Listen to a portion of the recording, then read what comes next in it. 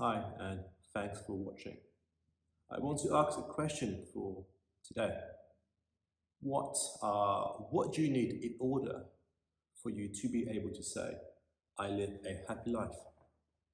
What do you need? What are the things, the essential that you need, or the things that you do to say, uh, it makes me happy. I have a happy life. I have a fulfilled life. I have a full life. I'm going to share a little bit about myself. I come from a big family, and we love to eat, we love to get together, and we love to be around food. Food is it's almost sacred. We enjoy just being together and breaking bread and just having fun together. Um, my mum is this amazing cook, and she's amazing. And on the table when she prepares all this amazing food, we have so much fun, and it gives me happiness when I eat. When I'm with my brothers and my sister, we just eat, and there's joy and happiness at that table. It's just a little example of what makes me happy in that moment. But what about you? What makes you happy? What do you need to have to say you have a happy life? Do you need a car or a new car? Do you need your house paid off or your debts cleared? Do you need a him or a her? Do you need a holiday, better holidays? Do you need better quality food, better sleep, less stress? What are the things that you need to say you have a happy life? What are the things that you need to say you have a happy life? When I was younger, when I was around 16, I thought having friends would be what would make me happy. I thought friendships, having tons of friends, being in the best groups would make me happy. Having the person who's famous in school would make me happy. And so I had loads of friends. Um, the friendship groups come and go, um, and what I thought would make me happy suddenly disappears and doesn't exist anymore. I continued living and growing up. I went to uni, and before I went to uni, I used to watch a TV show called Suits. And in that TV show, in Suits, is this guy Harvey, and he wears these amazing suits. He's so fly. He's dapper. He's got these fancy shoes, suits, apartments. He's just looking good. He seems happy. He's got money. He's got it all. And I was like, if I can be like Harvey, if I can be a Harvey, I would be happy. Surely having that would make me happy. So I go to uni to study law, to be a lawyer, to be rich, filthy, and happy. I go to uni, I come to faith in Jesus. I meet Jesus, and suddenly all things change.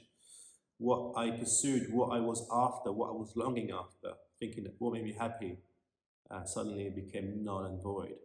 It left a deep, dark hole in my life that um, couldn't be filled. And we all chase after these things. If we are honest with ourselves, we all chase after these things that we think would make me happy. If we would pursue these things that we think, actually, if I had a little bit more money, if I had a better car, if I had a bigger house, surely that would make me happy. Surely then I will find complete peace, satisfaction, and joy in life in all these materialistic things that I'm pursuing. If I pursue all these things, I will be happy. However, the Bible and Jesus have something to say about that. In our gospel reading today in John 6, in John's gospel, John 6, in verse 55, Jesus declares that I am the bread of life. Jesus has this amazing statement and this conversation with his friends, his disciples, and he says, I am the bread of life. Whoever comes to me will never go hungry, and whoever believes in me will never be thirsty. And he continues, and he goes all the way down to 50 and 51. And again, Jesus says this thing, but here is the bread that comes from heaven. He's talking about himself, which anyone may eat and not die. I am the living bread that came down from heaven, and whoever eats this bread will live forever. This bread is my flesh, which I will give for the life of the world. Jesus has this amazing statement, and he says to his friends and his disciples that I am the bread of life. I am the one that you need to find fulfillment. I am the one that you need to find complete joy and peace and serenity and happiness. I am the true source of life. I am the true source of happy life, of everlasting life. I am the person that you are seeking and longing after. And where we be chasing, where when I was younger, I was chasing after all these materialistic things, and we all do it. We all chase after things that we think are going to make us happy. We all chase after materialism, consumptions, status, relationships. If I have the newest car, if I have the best home, if I wear the best suits, whatever, we all chase after these things that will eventually leave us empty and leave us void. There is no life in these things. And Jesus is, in this statement, is saying that he is the life. He is the living bread that sustains us. He is the living well, the water that quenches our thirst. That whoever comes to him will never hunger and will never be thirsty again. Jesus is the person that we are all truly longing after. And deep down in our hearts, where we have this deep spiritual emptiness and longing, Jesus is the one that says, I am the one to fill and fulfill that purpose. What you are truly doing, instead of coming to Jesus, we turn our eyes away from him and we look at the world and we say, if I have all these extra nice things, I will find happiness. Jesus says, no, if you turn to me, if you come to me, if you keep your eyes fixed on me, the true source of life, I will give you complete joy. I will give you complete peace. I will give you complete purpose and contentment. Jesus transcends all the materialism in the world. Jesus transcends all of that.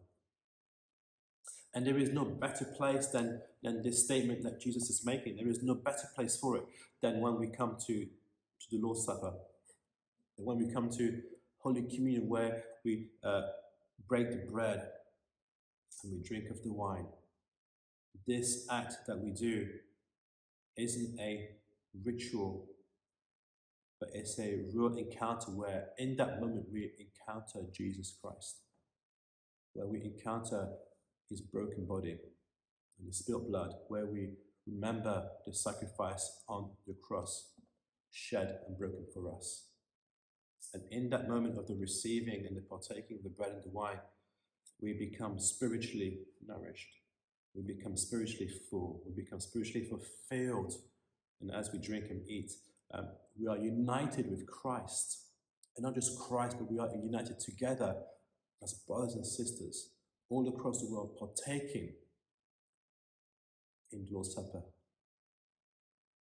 This meal that we have isn't just something that we do for the sake of doing, but really it's a reminder that it's in Jesus that we find true nourishment and true fulfillment.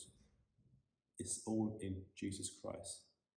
And where we can look at all the world and if we pursue all the things in the world that we think will give us happiness and contentment, Jesus says, no, come to him, and in him we will find all that we need. And so let me bring you back to the first question. What do you need to have a good life? Are you looking in the right places? Are you seeking fulfillment in the things that will ultimately leave you empty? Or do you turn to the one who offers you true and lasting life, true and lasting satisfaction? Jesus invites me and invites you to come to him. So let us respond today to his invitation. Let us go to the bread of life and to living water and find true happiness, true fulfillment in Jesus. And as we partake in the breaking of the bread and the drinking of the wine today, let us do so with open hearts to Jesus Christ. Let us receive from him and be nourished by him and be fulfilled by him and find fullness of life that only he can provide. Let us be transformed and changed by Jesus today. God bless you. I wish you a great week. Amen.